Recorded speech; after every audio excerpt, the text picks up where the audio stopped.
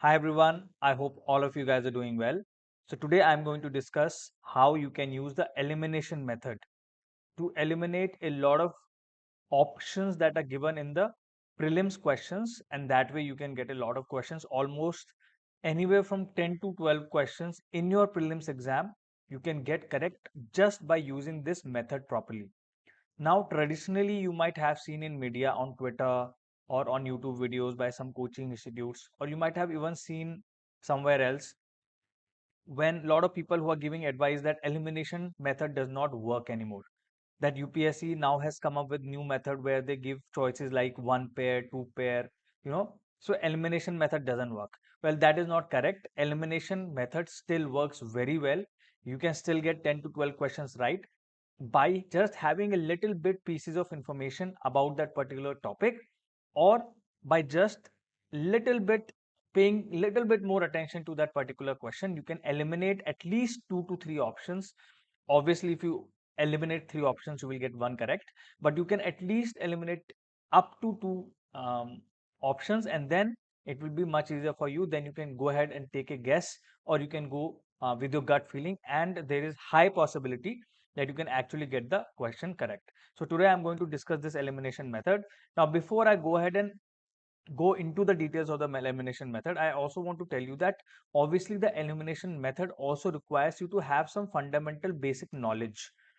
And if you have some fundamental basic knowledge, your concepts are clear, your overall concepts are clear, then it becomes much easier to use the elimination method. Otherwise, if you're trying to just eliminate on the basis of some keywords, or if you're just trying to eliminate on the basis of some, you know, random things like, if UPSC is given a number in the question that might be incorrect, well, that is not going to work. You have to have some knowledge so that you can get the wrong options out of the way, or you can identify potentially right option, and then you can select from those. So I will go ahead. This is the basically, before I go ahead, I will tell you this is the chapter first of the previous year questions of 2021 and 22 book. This is the PYQ book, all right, by AJC. And I will also share the link to this PDF so that you can download this PDF and practice yourself. And this book will also be made available very soon. So I will go ahead and discuss this right now. So first, this is the obviously this has all the polity questions. This chapter has all the polity questions of 2021 and 2022. The first question I'm going to discuss is this one only. Which one of the following best defines the term state? All right, this is the question. This was asked in 2021. Which of the following best defines the term state? Okay, I'll just make it large so that you can see it easily. All right, here you go. Which of the following defines the term state? Now, this question is a theoretical question. It has been picked from polity, but this will not be available in Lakshmikant. This kind of question is not available in Lakshmikant, so you won't be able to answer it from there. You have to apply your common sense, you have to apply your knowledge you might have gathered from NCERT or your reading of some polity current affairs to answer this question. All right, so basically here what you want to do is you want to figure out how, which of the, see, if you don't know this answer, if you're not sure, you've never kind of read it definitively in any book, what is the definition of the state. If you're not a political science student, then you have to do guesswork. But how to do smart guesswork and how to eliminate options here? First of all, you read the options. Normally, with these kind of questions, I always skip that question if I don't know, and I will go to the next question so that I can save time first answering the right questions and then coming back to questions I don't know. So if you don't know this question, then you skip it, go to the next question, and then later on you can come, and if you have time, you can spend time on this question. So here, first of all, the option is a community of persons permanently occupying a definite territory. Now, every question like this where you have doubt, focus on the keywords in the options that are given. A community of persons, community is important keyword. Permanently occupying, permanent, this is an important keyword. A definite territory is a keyword. Independent of external control and possessing an organized government. So organized government, permanent occupation of a land, independent of external control. This may be. Okay, now you can go ahead. A politically organized people of a definite territory. Now here the only difference is there is no use of the word permanent. So try to look out for words that are keywords that are absent or present. All right, so what you want to do is you want to look for keywords that here there is a keyword, here there is no keyword. All right, so it is very important that you go ahead and do that. You want to take out the words that are otherwise not available. So here the word permanent is not available, but other words are there, like definite is there, politically organized community is similar, and possessing an authority to govern them, maintain law and order, protect their natural rights, and safeguard their means of sustenance. Little bit different, but the difference here is obviously permanent is not there, and safeguard their means of sustenance, meaning the people state is where people are safeguarding the means of sustenance. Well, maybe or may not be, but I don't think, because sustenance is not the job of the government as per se. Yes, minimum sustenance may be, but complete sustenance is not. So this is a little bit maybe not correct. A number of persons who have been living in a definite territory for a very long time. Here again definite word is used for territory, so this is common here. For a very long time with their own culture, traditions and government. All right, but is that a state? Not necessarily, right? People could be living together, they might have their own culture, tradition and government. Even a village in India can have that. Even a village in India can have that. So you can eliminate this option. That definitely C is not correct, because even a village can have territory, even a village can have culture, they could be living for a long time, tradition and government, they can have local governance, their own local governance, but that doesn't mean that they are a state. State is a nation state, right? A society permanently living in a definite territory, again same, here the word permanent is used, important word, with a central authority and executive responsible to the central authority and independent judiciary. Now, is this important for a state to have a judiciary? A state can be a state without judiciary also. A state can be a state without a legislature as well. You know, they can have authoritarian rule. So, state might not require to have a judiciary. It could be an authoritarian state with a hoax judiciary, right? So, these two options can be definitely eliminated here. And here I said sustenance मुझे नहीं लग रहा है. So elimination basis पे now I'm finding on the basis of my common sense, my knowledge, my understanding, my basic knowledge about these fundamentals, I think maybe A is the correct answer. So now we can check in the answers whether A is the correct answer or not. And if you look here at the answers, yes, A is the correct answer. And here you see elimination trick. If you go to permanent occupancy by people should be there for referring to any area as a state. So B and C can be eliminated. Independent judiciary is not a prerequisite for a state. So it is not necessary that you have a judiciary, independent judiciary or any kind of judiciary for that matter, but obviously you cannot sustain a state without a judiciary.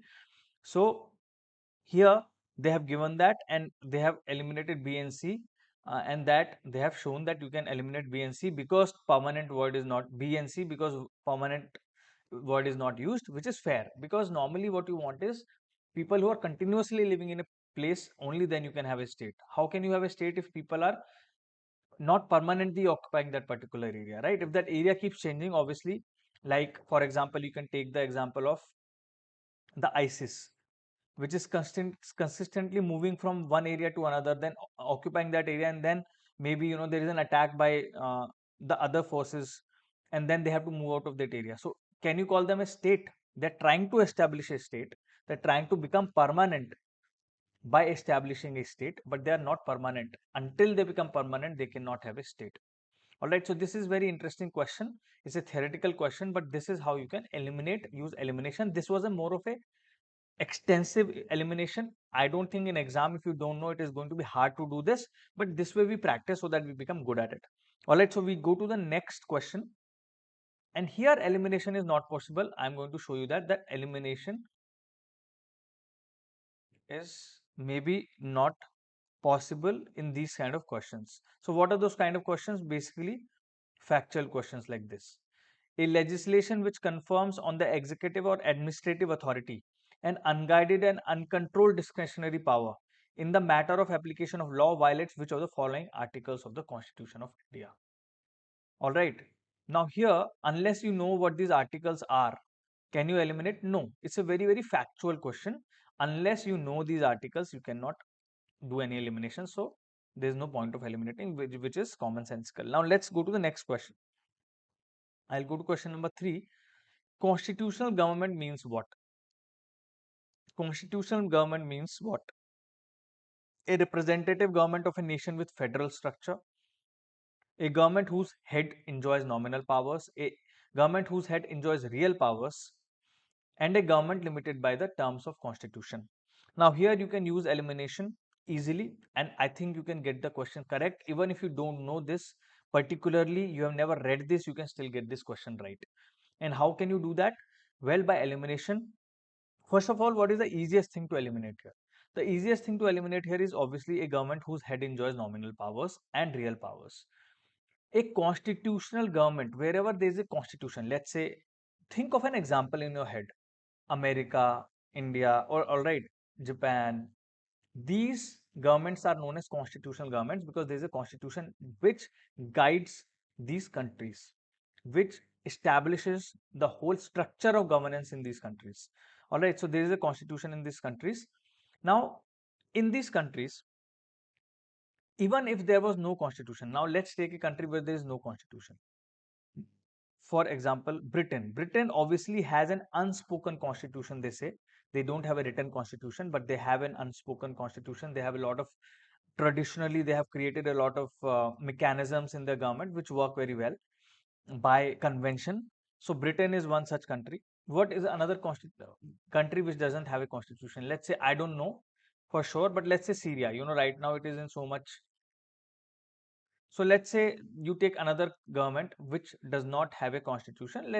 For example, let's just say XYZ. Some particular country does not have a constitution, but that country might have a ruler,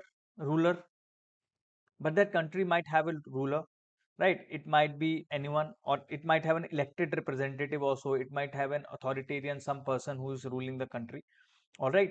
So Britain has a PM, elected representative, right? So, but whether you have constitution or whether you don't have constitution doesn't matter. You still can have head. You can still have the head of the government who enjoys powers, who enjoys whether they are real powers or nominal powers. So obviously, whether the government is constitutional or not, enjoying of powers or head having nominal powers or real powers is going to be there. So you can eliminate these options.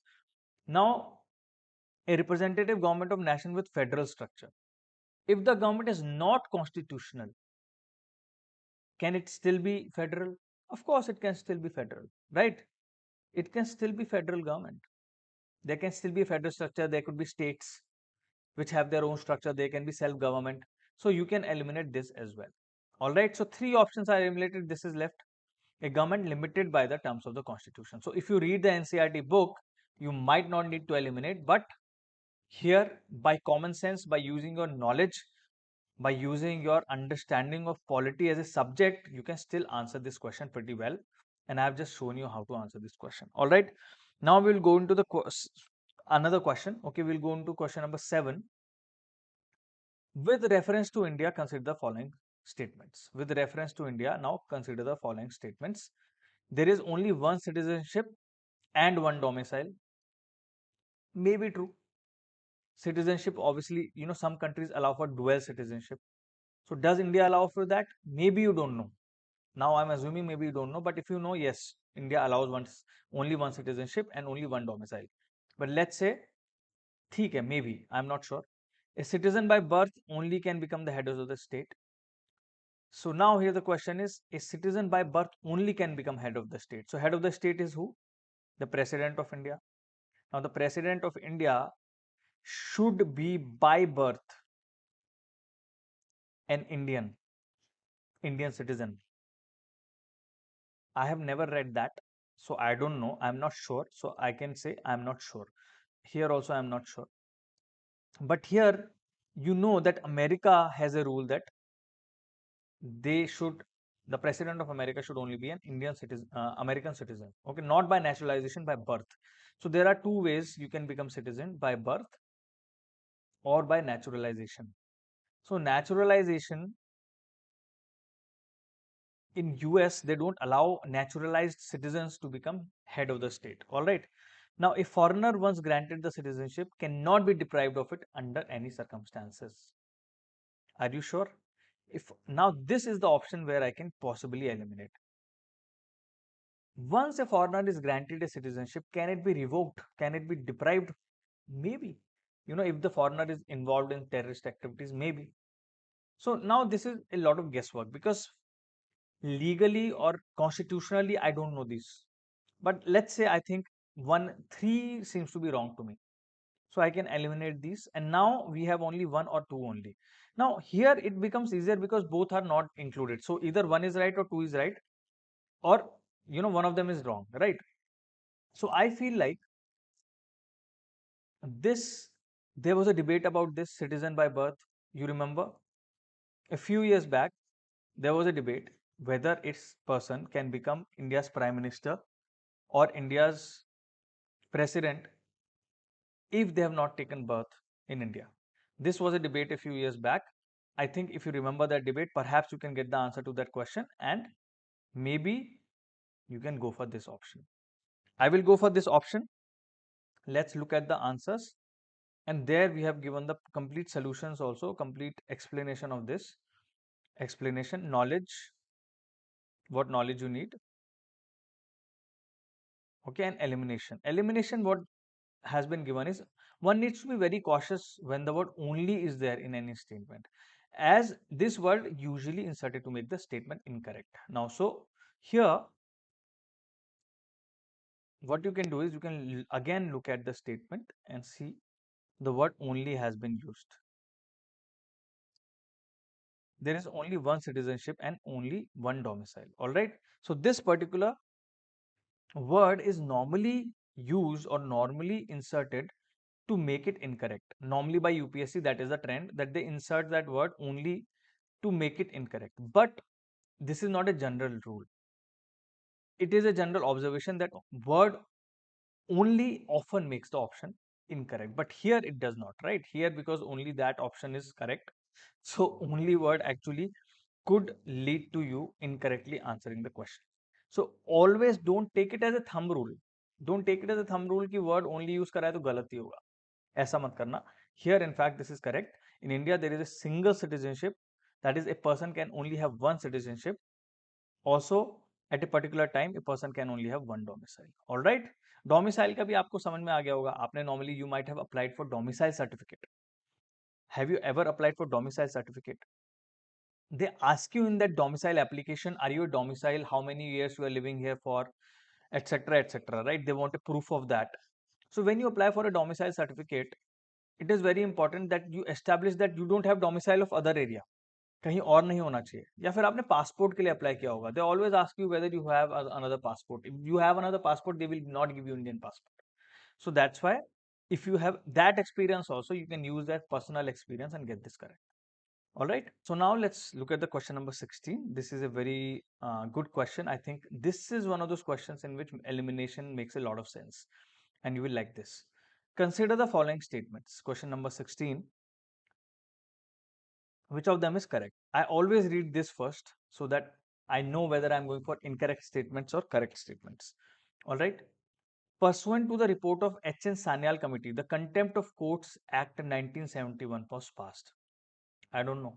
Honestly, I don't know whether this is right or wrong.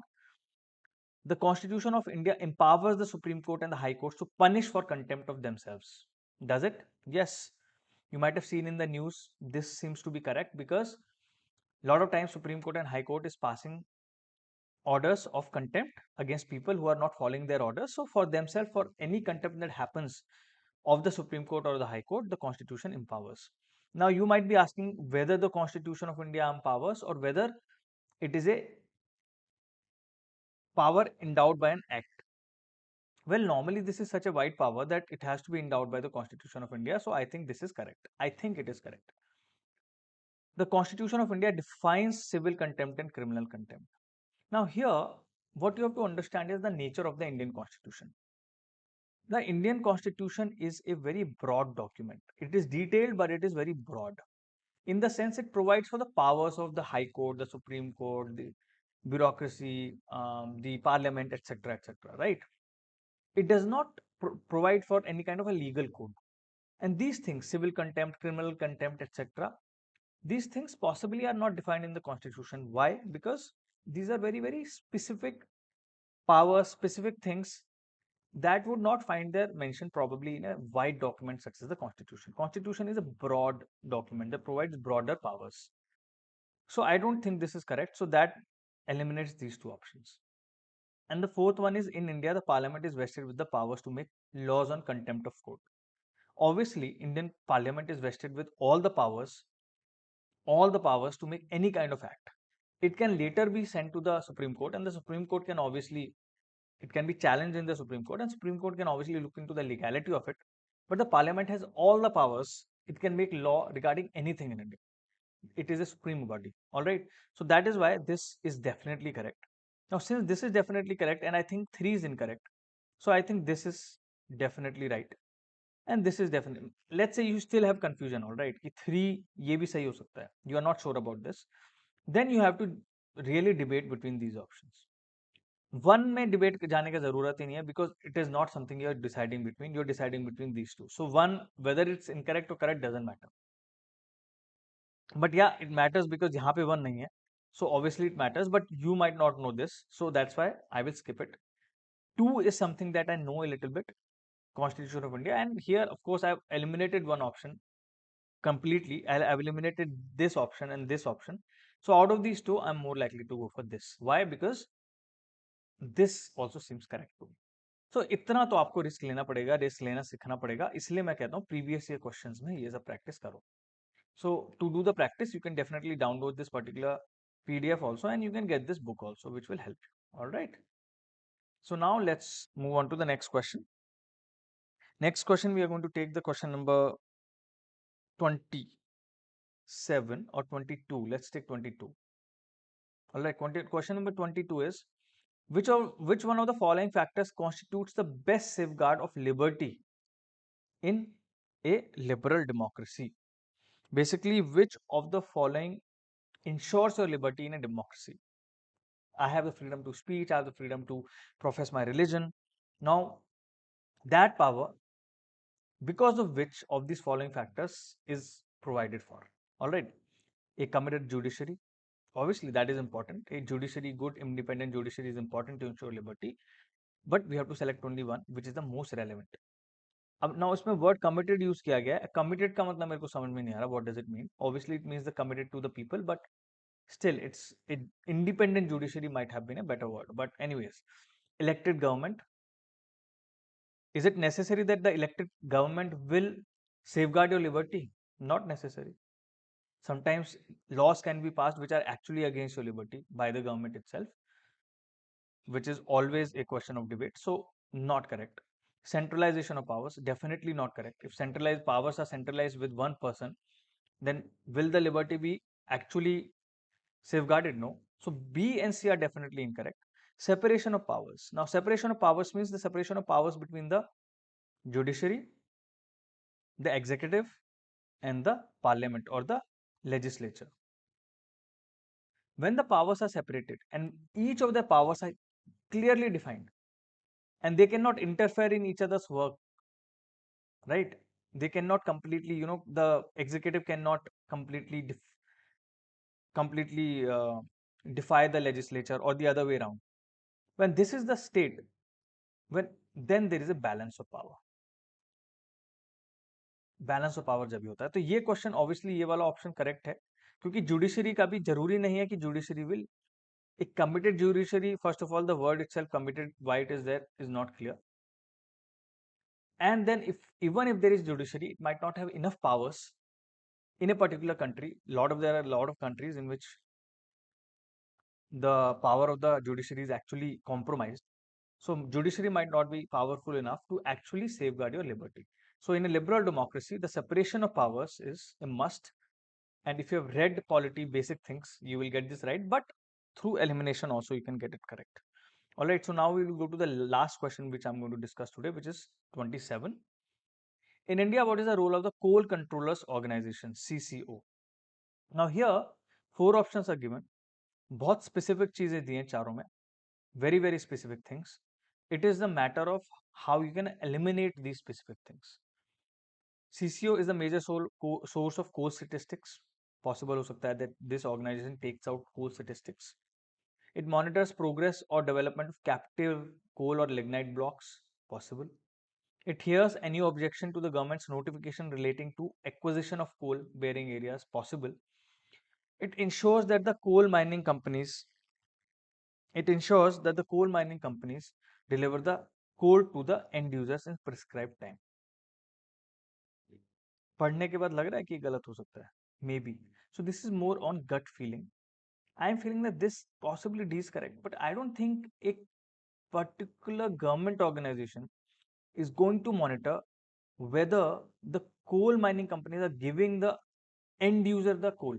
See, if the coal mining company X is having a agreement with A, which is a private company, and this is also a private company, and this coal miner is providing coal to this X company is providing coal to A, and if there is a problem with that, do you think a particular government organization will come in between? No.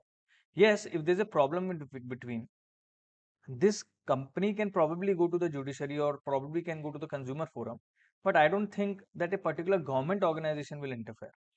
Especially, they have specifically given deliver the coal to the end user in prescribed time. Is there any government agency that does that? Even if oil is, even you can think of other examples like, let's say, electricity. Even in electricity, there are these private uh, distribution companies like Tata, etc. They supply power to consumers. Whether they are providing that power in time or not, or on a certain rate, rates are fixed here. That is not monitored. That is only monitored by the government, but it is not something that is insured by the government. All right. So that's why this option doesn't seem right to me.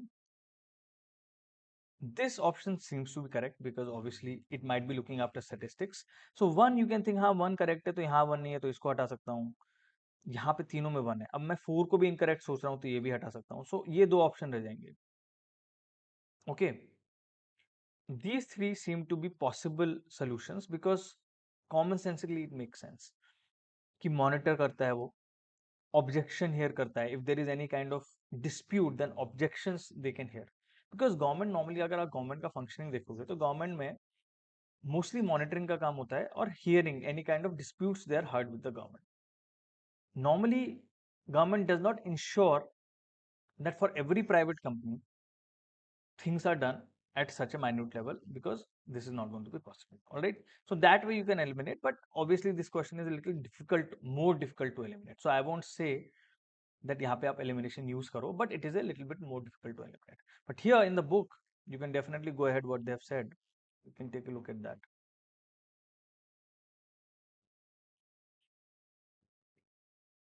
Here. After realizing statement 1 and 2 are correct, you will observe through options that either third and fourth statements both are incorrect or one is correct. And statement 4 is quite unobvious, therefore it can be eliminated. See, same thing. 4 is looking to be unobvious, so that's why this elimination can be used. All right.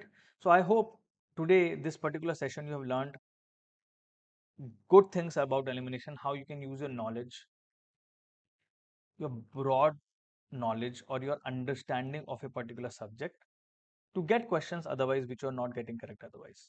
All right. So hope this helps you. Let me know if you have any questions. Happy to answer them. Take care. Bye bye.